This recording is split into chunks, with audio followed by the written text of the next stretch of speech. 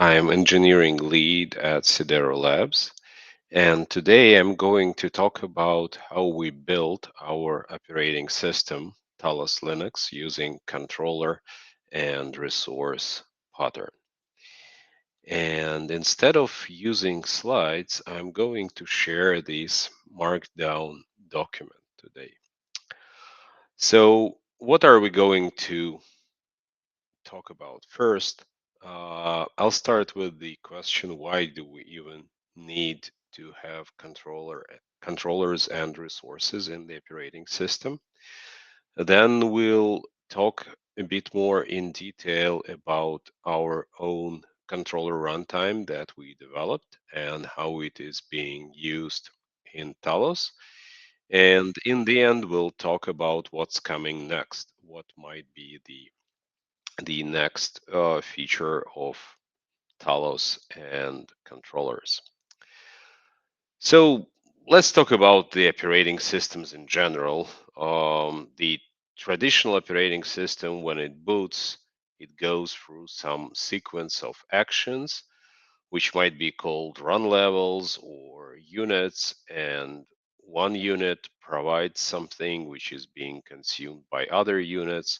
So the boot process is something sequential when one thing can be done only when something else was done.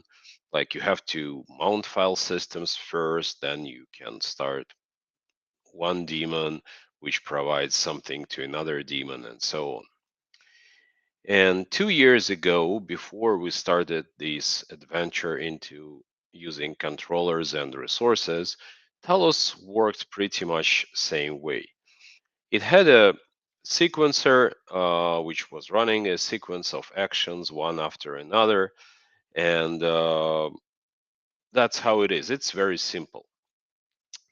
At the same time, the state of the machine running Talos Linux is fully defined by the machine configuration. So if we change the machine configuration, we change the state of the machine. On one hand, you can say that you shouldn't be changing machine configuration too often. But on the other hand, there are many cases when it's pretty much useful. For example, when you're debugging machine configuration or when you are rolling out some changes. For example, you're upgrading Kubernetes in your cluster. If you have a traditional boot sequence, which consists of like steps running one after another, if you want to roll out some changes, the only way you can do that is by rolling back some steps and then rolling them forward once again with the new configuration. But that sometimes or pretty often means that you have to reboot the node to apply a machine configuration change.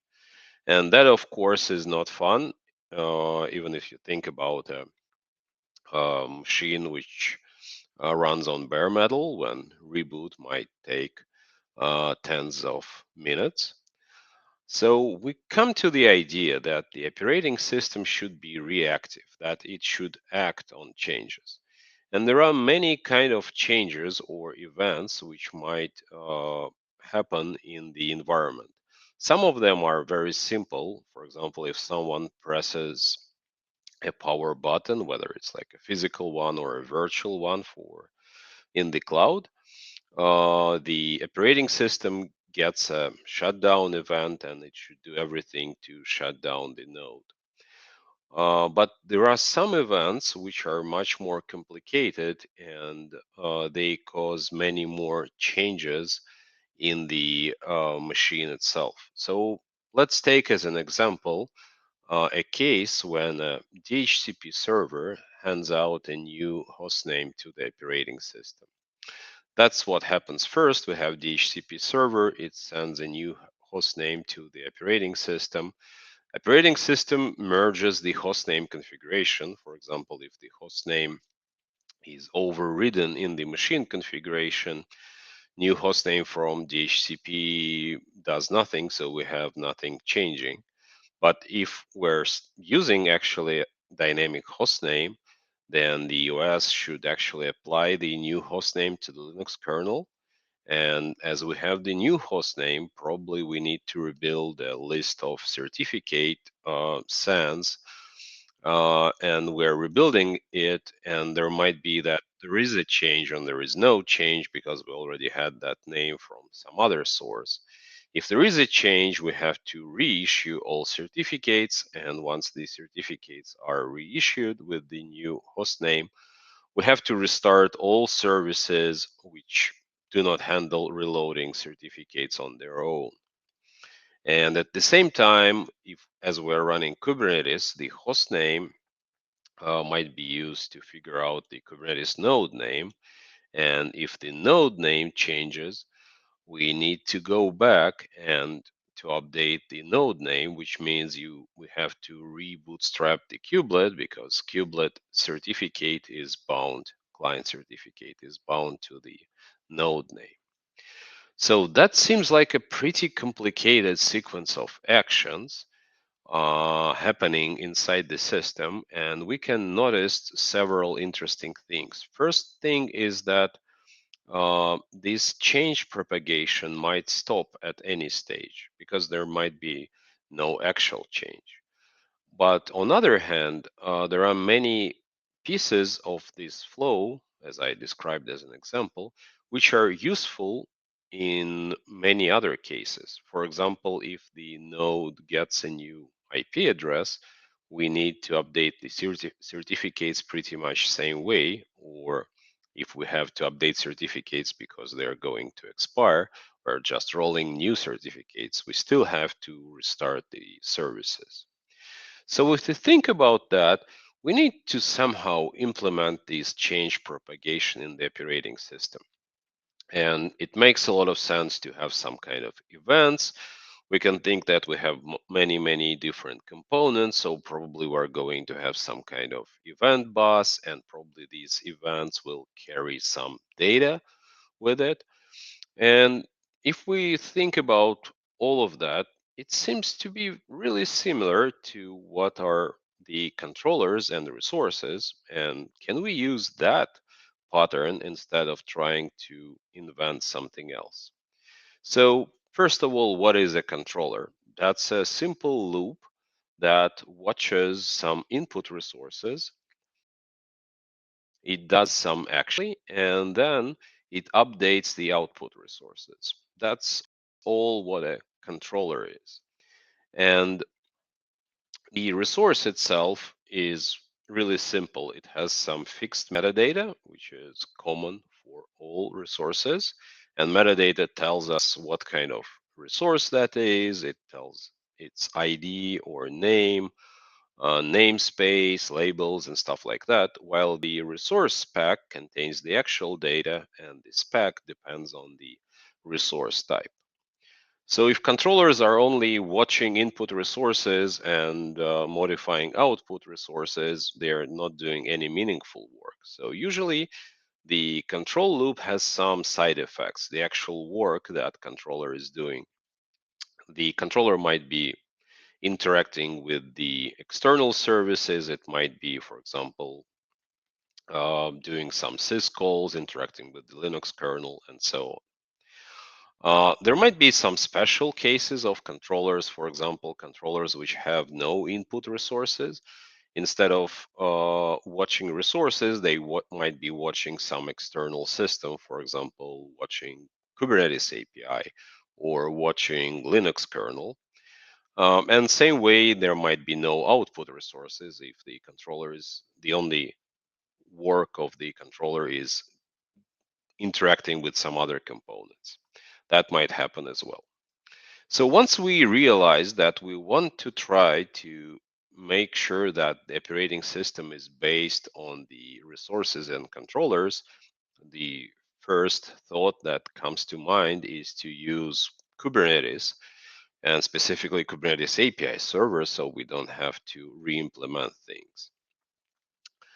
We looked into that, but at the same time, we had some constraints. We know that the controllers and the resources have to run from the very moment that the operating system is booted up. which means they should run when nothing is like mounted. There is no file system. We only have memory. And we want to make sure that the operating system is minimal because Talos Linux itself is minimal and we don't want to bring anything big into that. For some time, we were looking into a KCP project, which was a idea to strip down Kubernetes API server, and to make it more minimal. But that wasn't ready at the moment we started our development, and right now it seems to be going in a different direction. So we thought, what if we implement our own resource model and our own controller runtime? And if we do that, we can try to fix some things which we don't like in Kubernetes as well. For example, the first thing we thought about was a resource ownership. What I mean is not that there is an owner reference in the resource, but rather there is a strict uh, contract that there is a single owner of the resource, a single controller which can modify that resource, and no other controller can make modifications. That came to us as we were doing lots of cluster API development. And when you're trying to debug something or trying to figure out what's going on in cluster API, sometimes it's very hard because you know, okay, this controller is waiting for this resource to be updated, but what updates that resource? No, it's not that controller, it's another controller. And probably there is like the third one, which sets an annotation somewhere. So following that control flow is very hard. And part of the problem is certainly that you have no idea who owns that or who will actually make a modification because many controllers can do that. And also, as we do this strict ownership, we can define a contract for the controller itself to say that a controller has a set of inputs, specific resources it's watching, and outputs. And we also validate against these contracts so controller can't touch anything outside of its inputs and outputs. And also, as I said in the beginning, as we need to make sure that this implementation is minimal, we started with a very simple resource API implementation, which is completely in memory, very lightweight, and uses like minimal copying so that it doesn't copy resources too often and doesn't do any marshaling and marshaling. That was our first goal.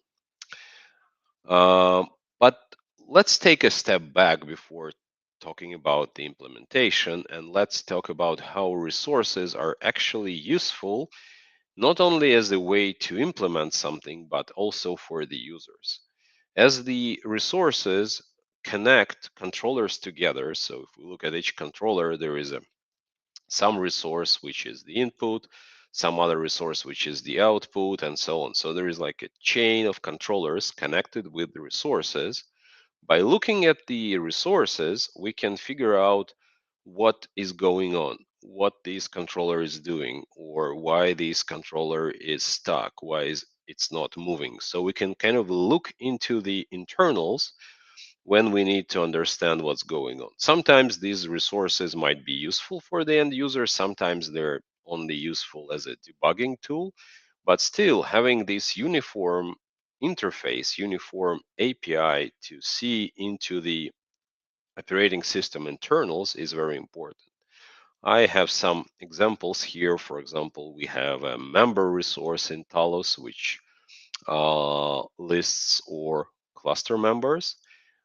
This is like a compact view, and we also have a detailed view which we can get any resource in YAML, JSON. We can apply JSON path.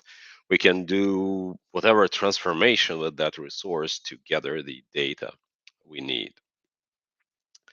The second thing, if we move from the resources to the next level, are the controller loops.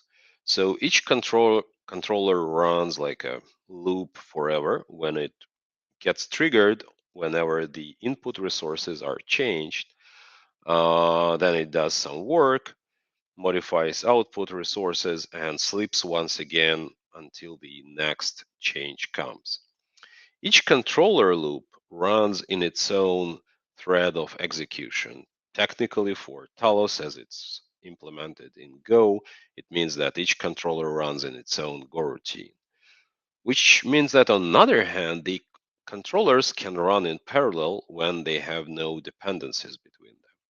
So the Talos can boot as fast as it's possible, whatever is not limited by the dependencies between the controllers, and it can also roll out changes as fast as possible, same way, because all controllers run in parallel. And controller loops are also independent in the sense that if one controller crashes, it doesn't crash other controllers, and the runtime will restart any controller which crashed or simply returned an error. And this restart will be done with the automatic backoff. So that's a powerful tool to handle all kind of transient errors when something needs to be retried. And another important topic is how controllers can help to test the operating system. Testing operating system is really hard because you have to test it in so many different ways, in so many different environments. You can run it with IPv4, IPv6 only, and like dual stack environment. So many different ways to configure things. And of course, integration tests are it's like the best tool to test anything. But sometimes when we talk about edge cases or some specific um, scenarios, we can use unit tests when we test a single controller in isolation. As each controller has a contract, we can always build some inputs, provide some input resources, run the controller, and do an assertion on the outputs to figure out what's going on. We can repeat this and build a set of smaller scale tests for each controller. And that's what we are doing in Talos as well. That, for example, allows to speed up development when we have it like just a single controller and we don't have the full flow implemented. We can still do unit tests to verify that controller works as expected. A few words about the controller runtime that we implemented for Talos. We call it Cozy, and probably we're going to rename that. That's we call it Common Operating System Interface. And Cozy consists of two principal layers. One layer is the resource storage, and another layer is the controller runtime. Resource storage is very similar to Kubernetes in the sense that we have same operations on resources. We can get them, we can modify them. The very first resource implementation is using in-memory storage that's being used in Talos. We can offer like optional persistence to disk. Another resource storage implementation is using etcd. So in that case, multiple processes can see the same state of resources, pretty much like Kubernetes API. Talos Linux is using at the moment only in-memory storage, but this might change in the future. There might be some resources which are cluster-wide and stored in etcd. And Resource API is available both in process with minimal overhead, and also it can be accessed over gRPC API. So components running on different processes can get, or different even machines over the network can get access to the resources. And the examples I was showing before with Talos ETL get members is using exactly Resource API to get some resources from Talos. And the second layer of Cozy is the controller runtime. It's a system which builds on top of the resource API to provide a framework to run controller loops, to restart them, handle crashes, handle controller contracts, verify inputs, outputs, and so on. And just to give you an example of a controller, I have an example of a controller from Talos. That is a network status controller. Um, it's a very simple controller, which has several inputs. It aggregates the information about the network subsystem state, like it looks into the addresses, routes, host name, and files under etc, and outputs a single resource, which provides a like bird's eye view on what's going on with the network. Is it ready or not? And this controller, like all others, runs like this forever loop, which it gets triggered by the controller runtime whenever some of the inputs changes, fetches the resources, the dependencies, and analyzes them to figure out whether some condition is met or not. For example, is there a route which is a default gateway? If there is, we assume that network connectivity is ready, and so on. And in the end, this controller outputs a network status resource, which is being used by many other components in the system to quickly see, is the network ready? Can we proceed with some operations? Uh, Cozy and in general, the controller resource pattern appeared in Talos 090, which is funny enough, almost 2 years ago. And the very first implementation of the controllers was the Kubernetes subsystem. And that it was the time when Talos transitioned away from self-hosted Kubernetes to running Kubernetes control plane components as static pods. That was kind of an experiment for us. We were looking, okay, is it going to be good or bad if we try to use controllers? That turned out to be really good. And since that time, many more subsystems in Talos were converted to use controllers and resources. And at the moment, Talos has 88 different resource types, not resource instances, but different types of resources. Um, One more important thing which helps with the development is as Cozy enforces a contract on each controller on inputs and outputs, we can also automatically analyze and visualize the dependencies between the controllers. For example, in Talos 09, this is the dependency tree between the controllers. We can see here the like in um, light cyan are the resource types and the white ones are the controllers, and the lines connect them together as the flow of data, basically what is the input, what is the output. We can see that on the top of this graph, or yeah, it's a graph certainly. We have the machine config resource, which contains Talos machine configuration, which makes this graph was created automatically, of course, right? It wasn't done manually, but it shows that everything in Talos is defined by the machine configuration. And we have controllers which are cascading from the machine config down. You can see that most of the controllers are related to Kubernetes, and they're managing the Bootstrap manifests, uh, Kubernetes control plane components running as static pods, and so on and so forth. If we look at the same graph, but at the current version of Talos, that looks like so big that it's hard to see it on a single screen. But it still follows the same property. We can see that machine configuration resource is at the very top. And from that, we have many more controllers going down. For example, we can look at some part of this diagram.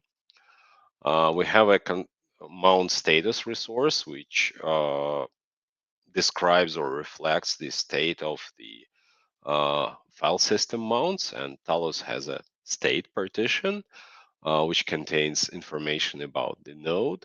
And whenever this partition gets mounted, the node identity controller will either load the node identity from the state partition if it's already there, or if it's a fresh install, it will generate a new random identity and store it there. But once we have the node identity, the identity controller will transform it into multiple representations.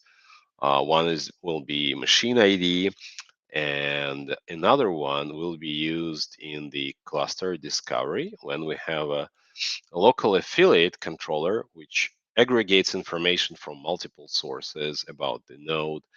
What are the addresses? What is the Talos version, this node identity, and generates an affiliate resource for this node, which will be pushed to the cluster discovery service, and affiliates from other nodes in the cluster will be pulled from the uh, cluster discovery service same way. Then information will be merged, and in the end, the member controller will once again slice the information about the cluster affiliates into the final information about the members and produces the member resource, the one I had in my example. Uh, Looking at this dependency tree, we can find some patterns which are being used in Talos. For example, one type of the controllers is the controller which watches the Talos machine configuration, which is a big YAML document which completely defines the how this machine should be running. And this type of controllers transform this huge document into smaller sub documents for a specific Talos subsystem. And we do that for two reasons. One is that this way we decouple the subsystem, for example, network subsystem, from the specific Talos Linux machine configuration, which allows this set of controllers to be used outside of Talos, or if we change the machine configuration and format in Talos, the controllers will still stay same because they consume specific to that subsystem configuration. And also another important thing is that these kind of controllers, they stop change propagation. If the machine configuration changes, but it doesn't change anything in the network part, that means that controllers in the network subsystem don't need to be triggered. They don't even need to run. Then we have a set of controllers which are watching external sources. So they're not only watching some input resources, but some external sources. And as an example, I can show the address status controller, which watches the Linux kernel. So for example, it's using the RT-Netlink API to create a socket into the Linux network subsystem, and will get a notification whenever something changes, like a new address is assigned or a new network link appears. And what this controller does, it runs in a loop. Whenever it figures out there is a change to network subsystem, it will pull or get information from the kernel about the addresses, and finally output this information as a set of resources, which can be used to see what are the addresses on the node, and they can be aggregated in different ways. We can, in some views, we don't need information about like link local resources. In other ways, we need them, and so on and so forth. So that's an example of a controller which is using uh, external sources, and in the end it goes like and cleans up the resources it doesn't see in the kernel anymore. For example, if some link disappeared or address was removed. There are controllers which are doing pure resource transformation. They don't have any side effects. Controllers, for example, which manages Cubelet, controller which manages Cubelet configuration, it gets information from multiple sources. The uh, prepared kubelet configuration. Then we have the node name, node IP resource, which provide information about what should be given to the kubelet. And it produces the final kubelet specification resource, which fully defines how kubelet should run. And if that kubelet specification changes, it means that we have to restart the kubelet because something changed. So we get the input resources, we do some transformation, we calculate the args, the kubelet configuration, and so on under some rules. And in the end, we output a resource which fully defines how kubelet should run, including the kubelet, like image, mounts, arguments, configuration, and the node name. And the final type of controllers are the controllers which the most important thing are the side effects. So what these controllers are actually doing. And we can once again look into the kubelet related example. A controller which manages the kubelet, it has some specific phases. We're not going to look into that. But once this controller is running, it watches this kubelet spec resource, the one which was in the previous example, but now it's an input. And also it watches the kubelet secrets, which are needed like to provide the to get the kubelet certificates. And whenever these resources change, this controller writes down the information to disk so the kubelet can pick it up. And then it manages the kubelet service. And service is a component which just simply runs the kubelet as a container in Talos. And it makes sure that whenever we have a change, we stop the kubelet, we restart it, and if needed, we refresh the kubelet certs if there is a change to the node name, and so on. What can we do with Cozy as users of Talos Linux? As Cozy provides an API, we can consume that API and kind of enhance Talos. For example, like if we want to look into resources in Talos, nothing can be more simple than doing that. And I have a very short example here. It's using written in Go. It's using Talos client SDK. So we can build a Talos client which will load configuration from standard Talos config file. And then if we want to get a list of all addresses on the node, we just issue list request to the cozy subsystem and the client, and then we iterate over the list and print the information from each resource, and we'll get an output like that. So we can see all addresses running on the node. Same way we can watch them, we can get a specific address or any other uh, resource. Here is an example which does a single resource type, but there are 87 other resources which can be queried pretty much same way. Another example is the Talos Cloud Controller Manager, which is a project to help managing hybrid Kubernetes clusters running on top of Talos. And it's built using two features of Talos. One is that whenever Talos runs in the cloud, it extracts the information from the cloud metadata service into the platform metadata resource, which I have an example here. It provides very basic information like the actual platform, region, zone, instance type, instance ID. So each Talos node will present information about the cloud metadata in a uniform way.